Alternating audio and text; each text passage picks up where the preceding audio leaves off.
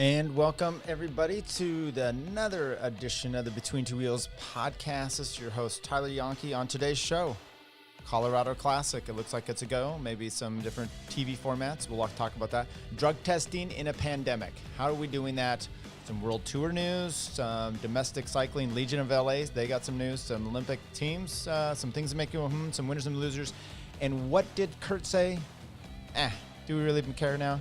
All coming up on the Between Two Wheels podcast 170H.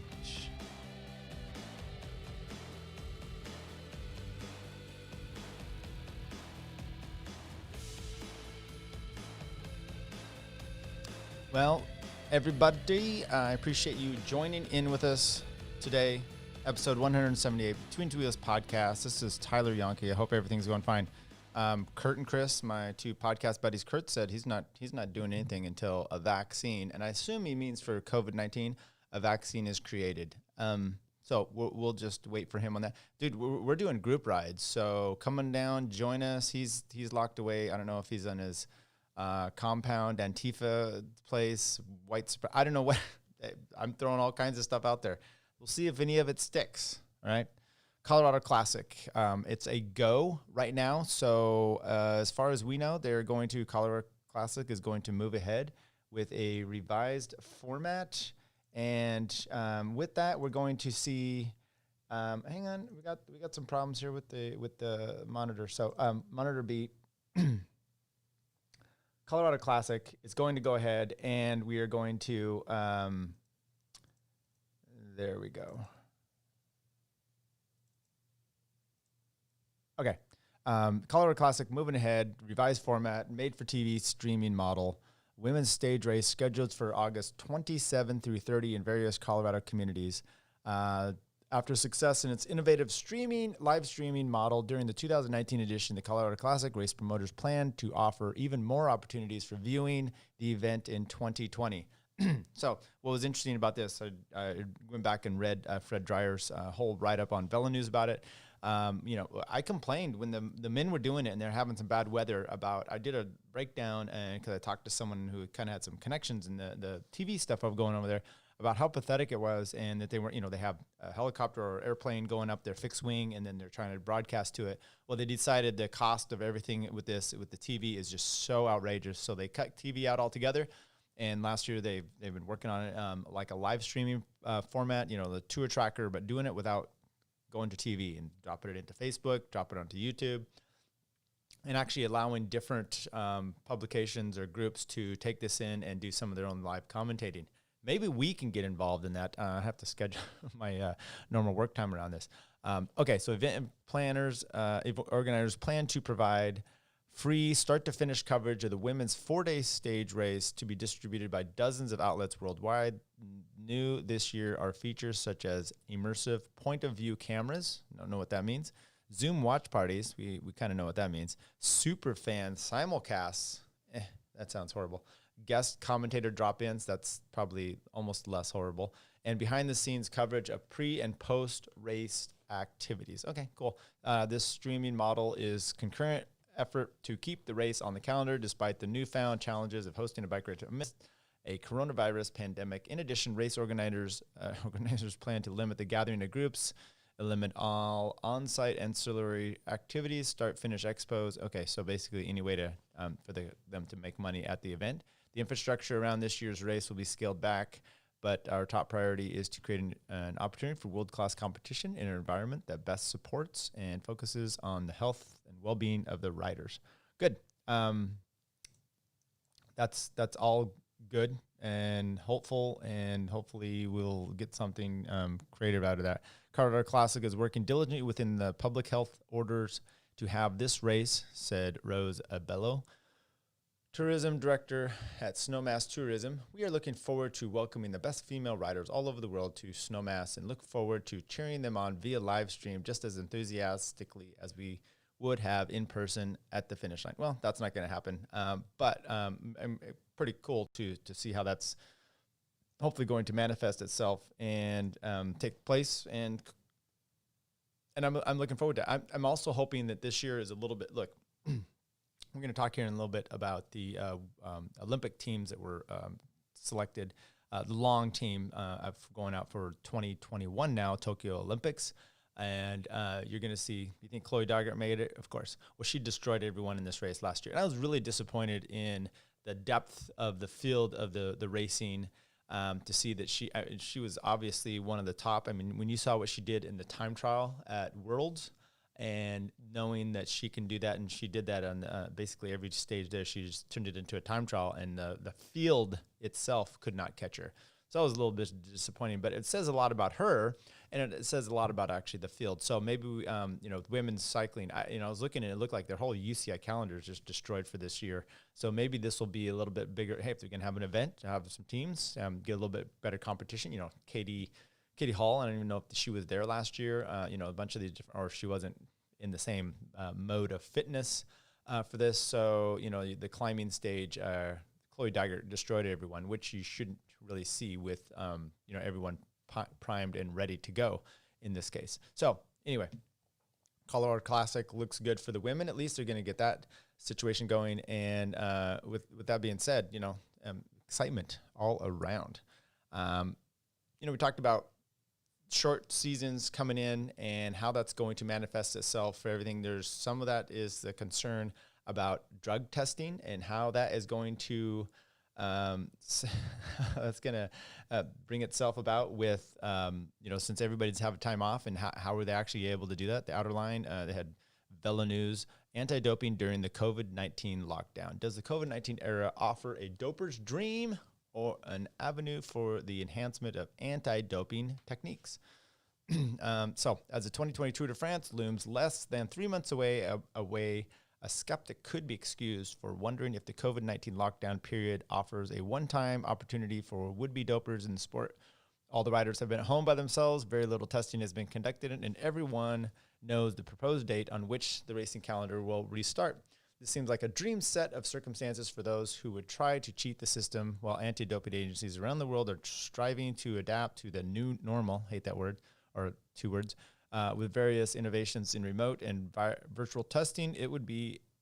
Will it be enough to ensure clean racing in the months ahead? That's the question proposed. A bunch of top riders, including Romain Bardet, Tom Dumoulin, Thibaut Pinot, have professed concerns about how to maintain the integrity of the upcoming shortened season and have indicated they haven't been tested in months. All those guys not really tested. Although this worrisome mix of increased riders' incentives and decreased likelihood of detection would potentially result in short-term increase in doping behaviors, and this would be a truly unfortunate step backward at a time when it generally and acknowledged that cycling has cleaned up its game and has perhaps done more than almost any other global sport to fight doping. I don't know. I saw an interview with Floyd Landis. I mentioned before I saw one with Tyler Hamilton after he saw the first episode of the Lance 30 for 30. Same two guys, British guys, interviewed Floyd Landis after seeing the last one, and that was pretty interesting too. One asked Floyd, and I would love to sit down and kind of watch, because he asked him the question, and then the follow-ups are pretty lame. But asking Floyd the questions about his own positive test after the 19th or 16th stage of the Tour de France. I think it was stage 16 of the Tour de France in 2006 when he did the long breakaway, and then he tests positive later. His thing is, he goes, look, I had the same exact procedures and regiments. He even broke down kind of the stage itself and why him getting away wasn't indicative of doping. And he's like, actually, I had taken I don't know that he had done testosterone. See, they didn't really get into this, but he had done a blood transfusion before stage 15, and I think 15 was the one that he just died on. So, he dies on 15, he loses like 10 minutes on the last whatever, and then he ends up recouping it back on the 16 or 17. And the fallout of him taking off several mountain passes earlier, he talks about his power wasn't anything extraordinary except for, what he can do for several hours. Anyway, it was all interesting, but you're looking at here, these guys, if they're still doping, they're still testing. His point was, we did the same procedures, same everything. I don't know why I got caught for what I did, because that's not what I was doing. Interesting, but he was doing something. And these guys, if they're doing it, they're doing the microdosing or whatever, it's not really, they haven't been getting caught anyway. So is the testing really going to do it? I think the biological passport is more indication, and that's kind of what we're going to hear with Travis Tigert. Tigert believes that even though the virtual testing protocol doesn't provide the ability to physically watch a sample being given, Wizinator would be a way around that anyway, the sample itself would have to be consistent with the physiology of the person providing it. The vast scientific data and important library of biological passport history makes it difficult to cheat. For example, substituting someone else's same sample for your own.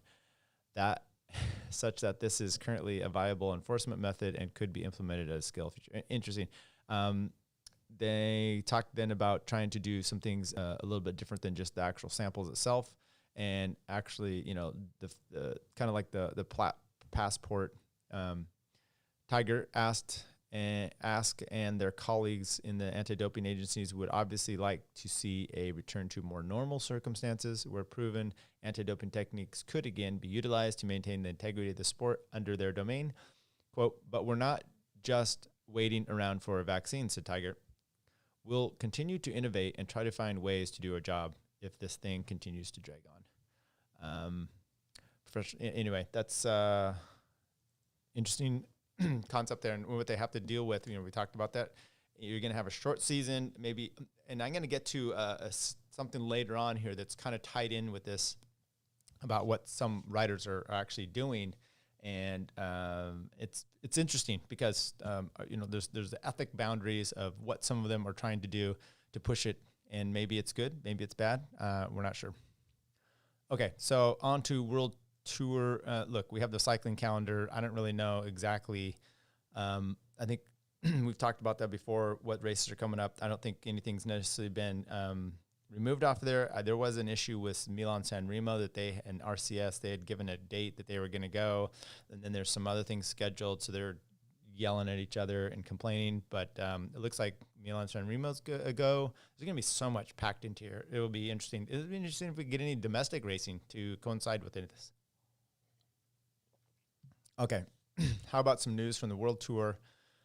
Jim Akowitz, he was BMC. Before that, he was Team 711. He's now decided that, he's given the announcement that CCC will end sponsorship at the end of the season. He's now looking to find a new financial backer, but he has failed to do so. He's confirmed that the Polish shoe manufacturer will end their sponsorship of the World Tour team at the end of the 2020 season. And that sucks. I mean, you come out, and who knows if coronavirus killed this team for this year, because they came out of this BMC failure. CCC comes in, kind of a savior, and they didn't really even get a race for much of the year, almost the whole year. You're not going to be able to do something. But riders have gone without pay in recent months until a compromise was agreed to pay them half of their yearly wage, while non-essential staff were let go. Bike manufacturer Giant will stay on with Akowitz and could even join another company as a co-headline sponsor. So he's not giving up. Looking ahead to 2021 season, CCC will no longer be the title sponsor. So we are now actively looking for a new title sponsor, Akowitz said in a statement released on Monday.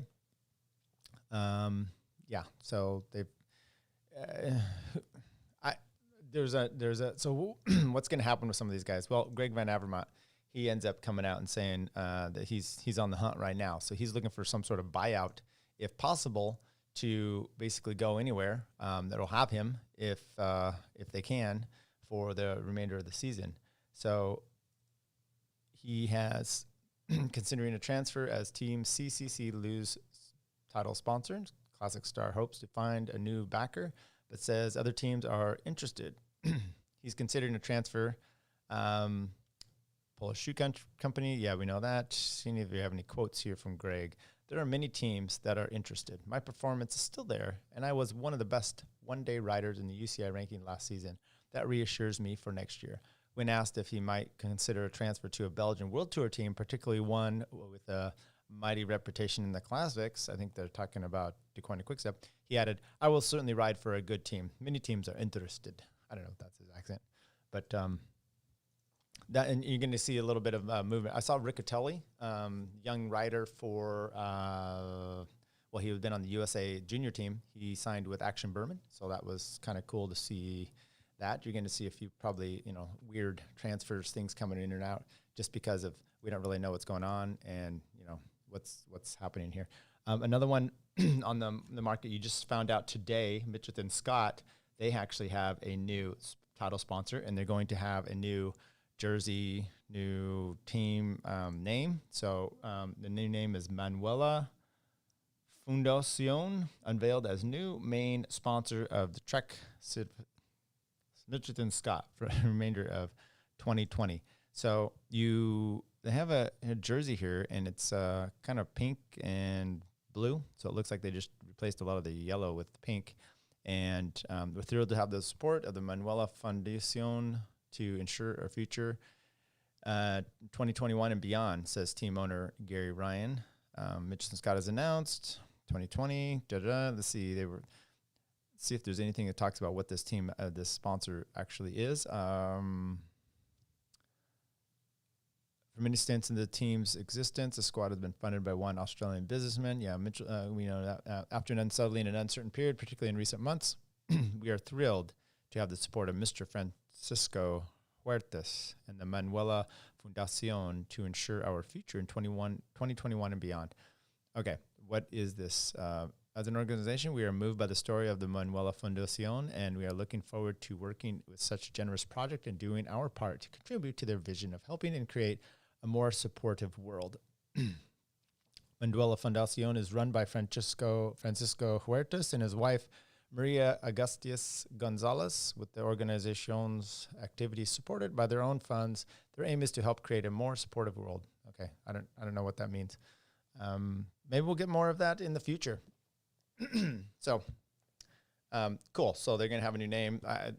More teams that can come out and have some, good info coming with them, the better. So I don't know if you have any, CCC obviously needs to have some stuff. We've heard about other teams having trouble.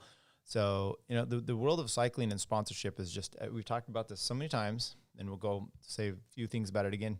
It's unique. It's more like Formula One, but yet without, being able to have structures where you can get money, TV deals, and, event, ticket sales, those kind of things. So you're really subjected to the whim of the sponsor. And that's really tough. There's all kinds of, Lance and Chad Haga, I think, and some others have been talking about kind of lamenting the fact that they don't have a union. And, we're taking these pay cuts and da-da-da-da. Well, okay, so let's say you had a union. What would be your argument and your leverage right now? This pandemic. We're not talking about other times. Pandemic times, and teams are not racing. If you get suspended, and it's a little different, but if you get suspended from football, basketball, whatever, you're not getting a paycheck usually during those times. They prorate them. If the teams aren't racing and you're not able to race, it's kind of the same idea. If the teams aren't able to put themselves out there, are they still paying you? Now, then there's the point of they're doing everyone a favor. And this is what's weird to me too. You get money from a sponsor, and that money, I guess it's contingent on all year payments. They don't just get a lump sum up front, even though you have to do a bank guarantee. So you should be able to make those payments all year long. But if the company's not making money, they're shut down, they're not able to pay you sponsorship money, your team's shut down, what are you going to do as a demand from a union, even a strong union, for a rider pay? I don't know. That's where you're going to go. I think they need to have some more strength and build up so that you can be a little bit more stronger and maybe get in some revenue from TV deals of the RCS and ASO and those kind of things. Because otherwise you're just building a strong union and doing, I don't know. At this point, it's just not really going to be useful. Okay, Romain Bardet, he said he's been offered a contract with Sunweb for 2021. He also admits he's unsure about his future at AGR La Mondiale. Maybe we'll get into that a little bit later. Arkea Samsic, they have a dual role for this year's tour. People are starting to queue up for these kind of things, and the tour is going to come up and other.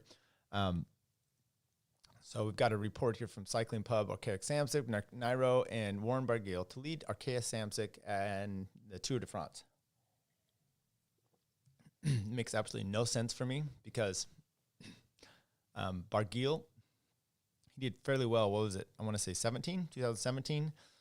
Maybe the climber's jersey. He was kind of up in there. He had a great tour. I know he won a stage, but he was still, off the podium. And then he didn't follow it up the next year. He had an issue that same year with Sunweb at the Vuelta, not supporting his own teammate. So he got kicked out. He's just, Nairo's at least been a lot more consistent, even if there's some inconsistencies there with him as well. But Nairo and Warren are set to share the leadership at Chaos Samsic in the Tour de France. Two climbers have been getting ready to restart their seasons after the calendar stopped due to the COVID-19. With a bit more clarity in the races to come, the team has already decided the road that the two riders will take to the Tour de France. In the first races, Barguil and Quintana. Quintana, I'm not going to read too much more of this, but Quintana, he had a great start to the season. He had the Tour of La Provence. He killed everyone there. I think there was another one as well that he had done, and he was definitely on fire, doing well, and some of his riding, it was more than spectacular. At least I thought he was seemed to be, especially after watching the movie star documentary. You can see how disgruntled and just how mentally down he was during last year, and probably a cascade of events from several years kind of leading into that. So I saw him as kind of already taking a different step, and his riding had been exceptional. So it would have been interesting to see what he could have been doing. And look, well, the road really decides. So all you're doing is splitting it here. But, knowing Barguil, it's a French team. Well, is it a French team? I don't know, but it's on the French roads. He's going to do some wacky stuff. It's going to cause problems. We'll see what happens. I just don't foresee much. I don't have a good feeling about that. All right, Justin Williams, Legion of LA, raised $50K, and I think this number's gone significantly up since then. Money will go towards support junior programs, rider grants, as well as camps and equipment. Justin Williams, Legion of LA cycling team, has launched a fundraiser to help increase diversity and inclusion in the sport. The team have already surpassed their goal of $50,000, which will be used to support junior programs as well as provide rider grants, teams, camps, and equipment. Legion of LA was founded. Okay, we know Justin Williams. The goal of injecting life into American cycling. We are showing that representation matters at the top of the podium, giving our hearts and souls and bringing hope, acceptance to the outdoor world. Team wrote on their fundraising page. Look, this is what's awesome, right? USA Cycling, they just announced their long team, and I watched the video. It had Jim Miller, my former teammate at Oilme Professional Cycling. Then they had Patrick Dempsey's like the honorary coach. So they had, and you'd think these guys would have a little bit better connections because it kept stalling out. You couldn't hear what they're saying. And they don't use a mic, or they're standing way back. It's like showing their chin. Come on, Patrick Dempsey, you use TV all the time. You'd think you can get a good camera and maybe a good mic and then maybe light yourself and have it. But no, he decided to do it just as janky as you'd expect. Anyway, they had a conversation about, funding, and kind of was their big deal. That's everyone's big deal. Oh, imagine what we can do with all the money.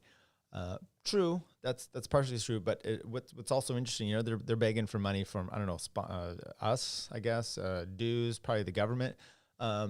Legion of LA has a great online presence. They win races. They're dynamic. They have videos. They're doing amazing stuff. And when I interviewed I've interviewed him too, but Tyler Williams earlier in the year, he said, look, these guys he goes, I'm not great at it, but they're really pushing for like online presence and doing some things, and they're helping him with that. And he's got to post things, and that's what they do. And then what happens here? They end up, getting a bunch of money for their team and they already had a structure in place that they were looking to do that. And, you can look back at our interview with Tyler, and he does discuss that kind of stuff. So I believe that they've got a great chance here and opportunity to kind of push forward some of their agenda and get some money as they do so as well. So, and times are strange right now anyway. So these guys are, I guess, capitalizing on all kinds of situations.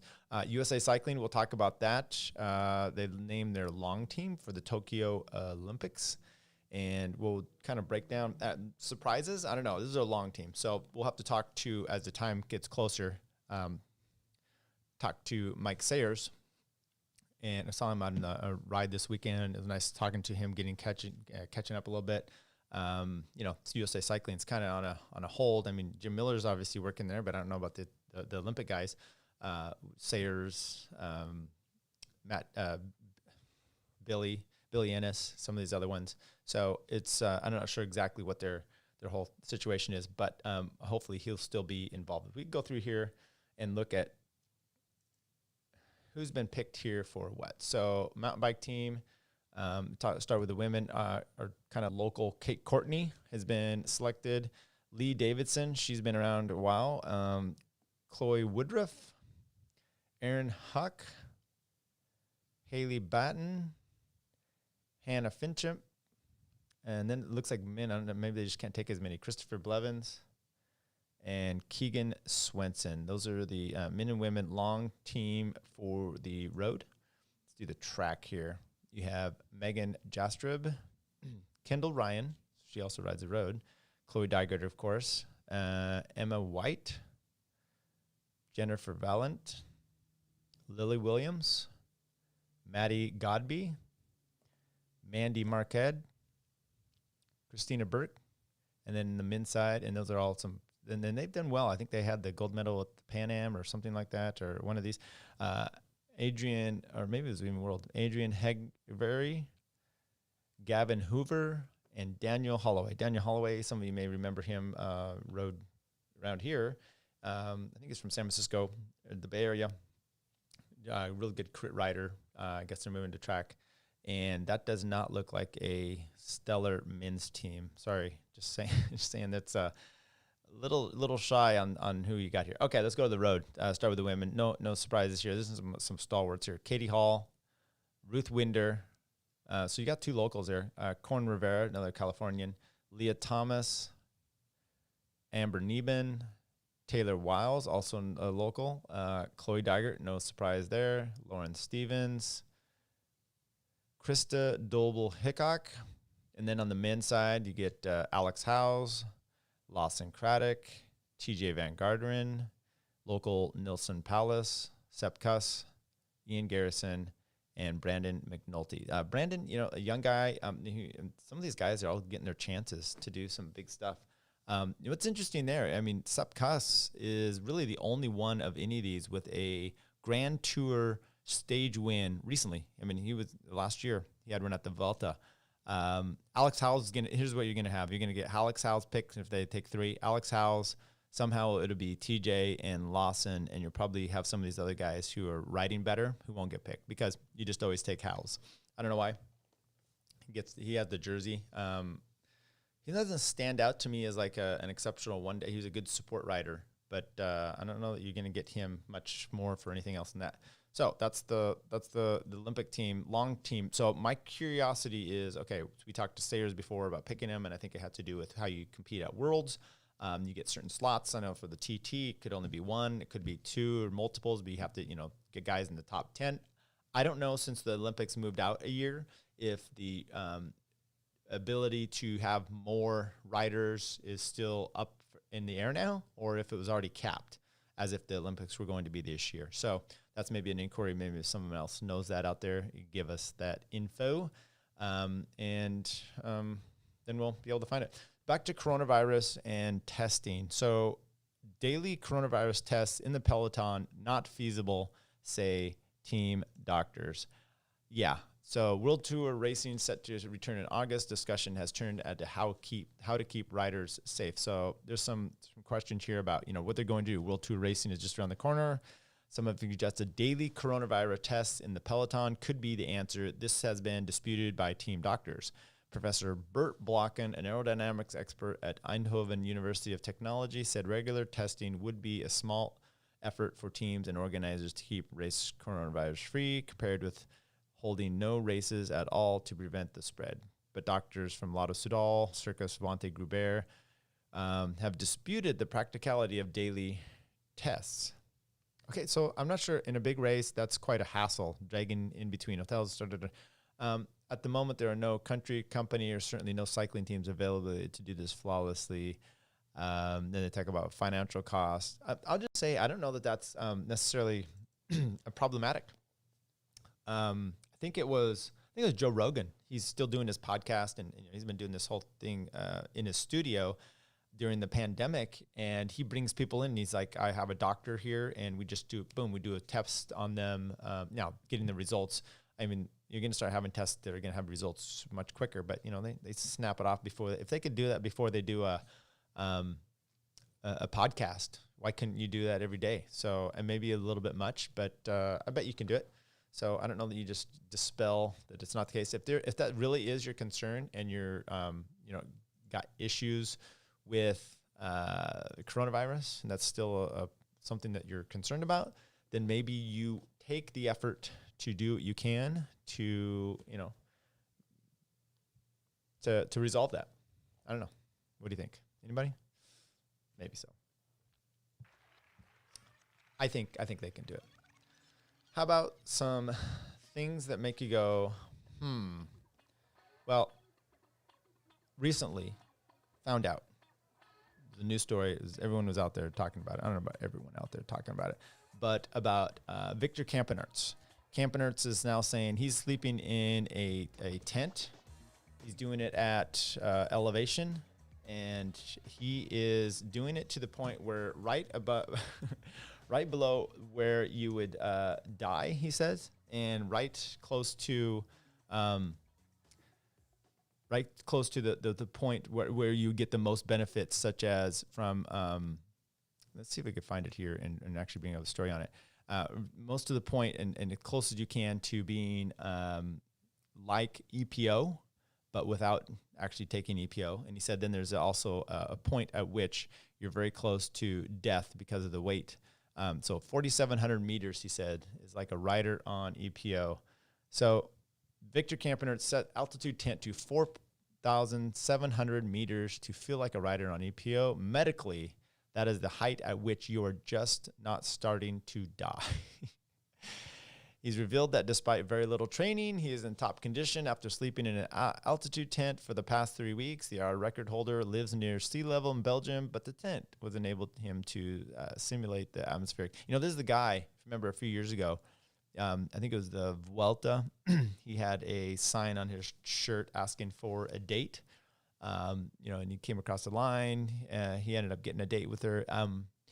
Evidently, it didn't work out, but you can see a guy that's sleeping in a tent in your own house might not get too many dates. Just throwing that out too. Altitude tents, also known as hyperbaric or hypoxic chambers, are permitted under World Doping Agency rules, but are banned in some countries, including Italy and Norway. That's altitude training camps commonly see riders at 2,000 meters, but he's been up to 4,700. This is, of course, extremely high, he told Sporza. Medically, this is the height at which you are just not starting to die. I think, you're just about to die. If you went higher, your body would start to break down because it is too heavy. At 4,700 meters is also the height at which you extremely trigger your body to produce red blood cells and still have enough energy to do that. The condition was so tough that Campenerts was barely able to ride his bike at a time when many of his colleagues were clocking up long base building training rides. I cycled less than the average cycling tourist in that period. I only rode 8 hours a week, he said. But after those weeks in altitude tent, you are super strong because you have produced so many red blood cells. You should be able to feel like a rider who took EPO. Only I barely cycled for 3 weeks, while a rider who took EPO would have ridden hard for 3 weeks. I want to start training. So basically, he was able to do a few rides. I want to start the last training block towards the season with an unprecedented high hematocrit, he said, referring to the concentration of red blood cells in your blood, which was formerly used as an indicator of EPO use. They say 50 was the max, so people would dope up to that, or they'd have to get an excuse for being over if they said they were naturally over the limit, and we've heard all about that with Lance, and then of course, everyone's gone to blood banks. Interesting to see that he's gone this route, and that with this, he is touting, hey, this is just like, so it brings in some ethical questions. Is this ethical? I mean, you're doing some wacky, you might be more dangerous to your body doing this than perhaps even EPO if you're doing it the way. So even if maybe there's something to be said, but everyone's looking for different methods, and I guess just sleeping, instead of him going up, being in the top of the Andes Mountains or something, or in the Alps there, he's just doing it this way. So seems a little suspect. I don't know. Anybody have any ideas of what they think about that? I would put this down to maybe our loser situation instead of the winners and losers. I don't know if I have any winners at this point. There is some talk here about, and it'll be interesting to see the three-prong horsemen of the apocalypse for Team Ineos going up the tour. You have Froome, Bernal, and Thomas, and how that works out compared, to some other teams that are doing some doubles and some other combos, and if this works in their favor or not. I don't think, we had rumor before that perhaps Froome was going to be leaving the team and transferring, whether that was going to be something that they were going to do. I don't think that's possible, or that's going to happen. So you're going to see a three-pronged attack. I think Froome is a dedicated rider. He doesn't appear to be that kind of team rider that's going to, man, we don't know. It could be, this could be very exciting. I think the thing, they used to say, I remember Johnny Miller in golf talking about Tiger Woods when he slaughtered everyone at the U.S. Open Pebble Beach.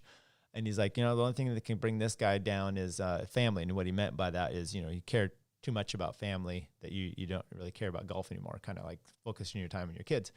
Well, that he was partially true. It did bring him down, but it was his love of other people's families, or his lack of his own attention to his own wife did kind of bring him down. And it's kind of what I don't know what my comparison is, but you know what? Let's get out of here. Let's hope everyone has a good weekend. Did some more riding. I did a gravel segment on Strava. Posted a little video out there. Flatted the first time, and then I don't know. You know what? I hope everyone has a good weekend. Keep the rubber side down. Stay safe. Tyler Janke, episode 178, Between Two Wheels podcast. Thanks again.